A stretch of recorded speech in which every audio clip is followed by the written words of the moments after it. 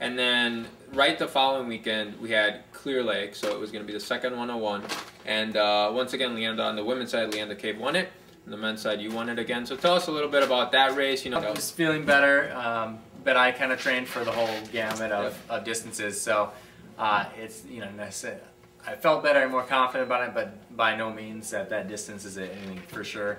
And the course there was a little tougher. They had a few more climbs, their elevation gain on the bike, and then the run was just hellish in a sense. It was like doing the run from Alcatraz, you know, doing those hills 10 times, because they had a section where you ran up and then down and up and down and up, and these aren't just like little rollers. These are, you know, you run down, you know, 400 yards and then up 400 yards, and so it was just a quad killer. Wow. So that was a tough one. The only thing is everyone else is running, you know, running through the same thing.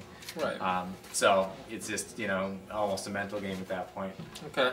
Okay, well then you had 1 weekend off, and then you went back to Philadelphia. Philadelphia was a race that gave you one of your first big victories last year.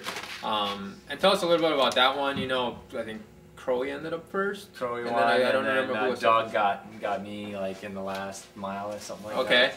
But it's a good race for you to get back to that city, right? Yeah, it's a good race to go back to. I love the bike course there. You know, the run, there's nothing, you know, special about it. It's kind of an out and back, but it's yeah, I think it's they got a good thing going there, especially for a, you know, a big city triathlon. Right, definitely, which is when you have limited routes that you can use. It's definitely a race that I would recommend to people.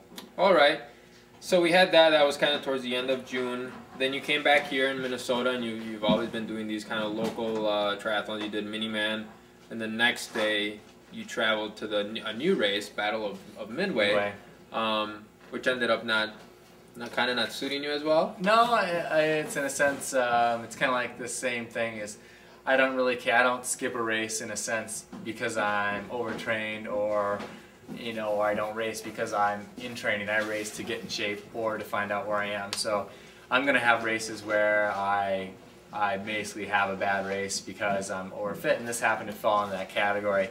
It was basically in my last build-up for Lifetime. So I had trained hard all week.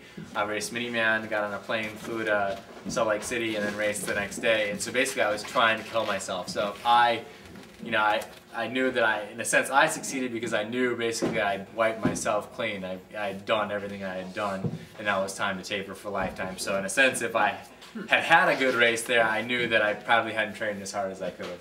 Interesting, and that's obviously one of the different strategies that pros use versus us, you know, age groupers in that. And then, okay, so then we got to July. You did Timmerman, won that one again.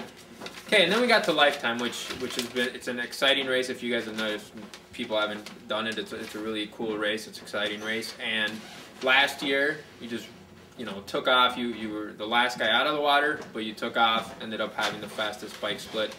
And this year you came out of the water closer to some of the top guys, and then you also had a great bike again. So tell us a little bit about that race, you know, that being our local race here. You know, for me it's like the Super Bowl of races, so that, you know, but even for being a triathlon, it does get a pretty good crowd, and there actually is kind of that crowd stadium atmosphere at that race. So you know, if you don't get excited for a race like that, you're probably doing the wrong thing. Okay. So you know, you know, I'm getting a little bit, every year I get a little bit better in swimming, but, you know, since I don't come from that swimming background and swim from when I was 4 to, you know, through college. So I get a little bit better every year, but, you know, now that I've kind of gotten to a certain stage, I'm trying to get faster on the bike as well. And so that course, I think, really suits my riding style, since I'm fairly aggressive in going through corners, and really that race course is about carrying momentum. You know, it's tough because there can be some legal drafting going on in that race, but you know, it also, the corners kind of help someone who's riding alone in a sense. Right. And that race was actually where Greg Bennett kind of started his streak of winning, but you ended up placing 6th, which was great. I mean, some of the guys that came in ahead of you, you know, like Hunter Kemper and stuff, had won the race before. Crowley had gotten 2nd, had won that race before. And then you had a weekend off, and then you went back to Spirit of Racine, which is one of the great races here in the Midwest. And that's a race that you've won before, and Marin the Carfrey ended up winning the race, yeah. and I think Bentley came in second. So tell us a little bit about racing. You know, it's a great kind of family-friendly race out in Wisconsin. Yeah, it keeps getting better every year. Racine does more and more to develop that beachfront, and it keeps getting better. They added a bike path this year, and before it was kind of like they cleaned up the beach, you know, and so it keeps getting better and better. So that one's, you know, I think that'll be, if the organization in the town stays behind it, that'll be a big race, and I feel like kind of a staple of USA, you know, half Ironman races.